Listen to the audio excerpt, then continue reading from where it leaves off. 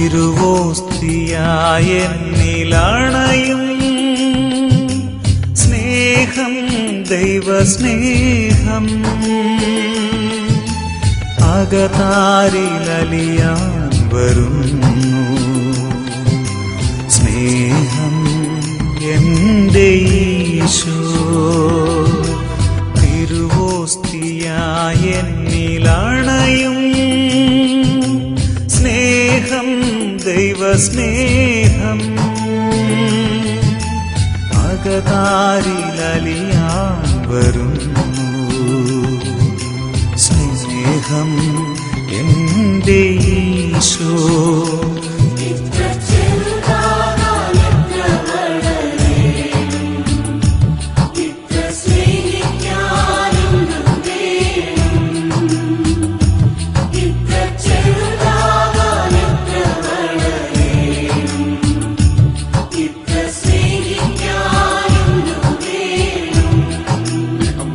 സഹോദരങ്ങളെ, പ്രഭാതവന്ദനം. ഈശോ ആഗ്രഹിക്കുന്ന പോലെ ഒരു വിളക്കല്ലാത്തത് കൊണ്ട് നമുക്ക് വേണമെങ്കിൽ പറയുടെ കീഴിലോ എവിടെ വേണമെങ്കിലും കൊണ്ടുവെക്കാം. കാരണം ഈശോ ആഗ്രഹിക്കുന്നത് കത്തുന്ന വിളക്കാണ്. കത്തുന്ന വിളക്ക് പറയുടെ കീഴിൽ വെക്കാൻ പറ്റുമല്ല. നമ്മൾ ആഗ്രഹിക്കുന്ന വിളക്ക് എന്ന് പറയുന്നത്, അത് വിളക്ക് എന്ന് പറയുന്നത് വെളിച്ചം കത്തിക്കാൻ പറ്റുന്ന ഒരു വിളക്കായിട്ടാണ് നമ്മൾ പലരും. അതുകൊണ്ട് നമുക്ക് എവിടെ വേണമെങ്കിലും പോയി ഇരിക്കാനായിട്ട് സാധിക്കും. എന്നാൽ ദൈവം ആഗ്രഹിക്കുന്ന വിധത്തിലുള്ള പ്രവർത്തനം നമ്മിൽ പ്രാരംഭിച്ചു കഴിഞ്ഞാൽ നമുക്ക് പറയുടെ കീഴിൽ വെക്കാനാവില്ല, കത്തിപ്പോകും. സ്നേഹമുള്ള സഹോദരങ്ങളെ, നമ്മൾക്ക് സ്റ്റാൻഡ് പുറത്ത് വെക്കാതെയാണ് നമ്മൾ നിൽക്കുന്നതെങ്കിൽ അതിൻ്റെ അർത്ഥം നമ്മൾ ജ്വലിക്കുന്നില്ല എന്നുള്ളതാണ്. കത്തുന്ന വിളക്കായിട്ട് നമ്മൾ മാറിയിട്ടില്ല. വിളക്ക് എന്ന് പറഞ്ഞാൽ കത്തുന്നതിനെയാണ് വിളക്കെന്ന് പറയുക, കത്താതിരിക്കുന്നതിന് വിളക്കെന്ന് പറയാൻ പറ്റില്ല. വെളിച്ചം നൽകുന്ന അവസ്ഥയ്ക്കുള്ള ആ ഒരു വിളക്കായിട്ട് നമ്മൾ മാറിയിട്ടുണ്ടോ സ്നേഹമുള്ള സഹോദരങ്ങളെ? അതുകൊണ്ട് കത്തുന്ന വിളക്കാകുവാൻ ആഗ്രഹിക്കാം. അത് പീഠത്തിന്മേൽ സ്ഥാപിക്കുന്ന വിളക്കായി മാറാം. എങ്കിൽ മാത്രമേ മുറിക്കുള്ളിലും മറ്റുള്ള എല്ലാവർക്കും പ്രകാശം നൽകുവാൻ തക്കവിധം നാം ആകുന്ന വിളക്കിന് സാധിക്കുകയുള്ളൂ.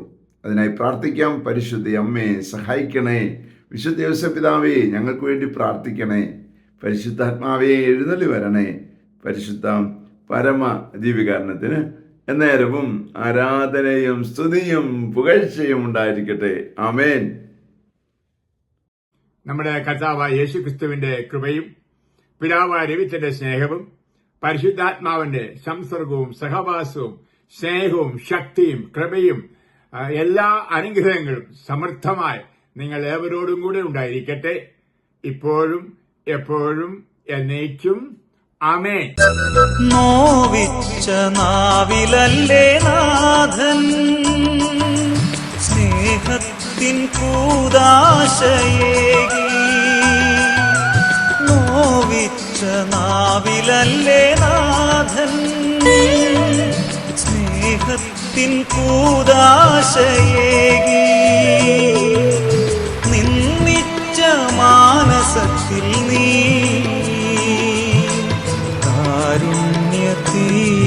തീർത്ഥവുമായി നിന്നിച്ച മാനസത്തിൽ നീ കാരുണ്യ തീർത്ഥവുമായി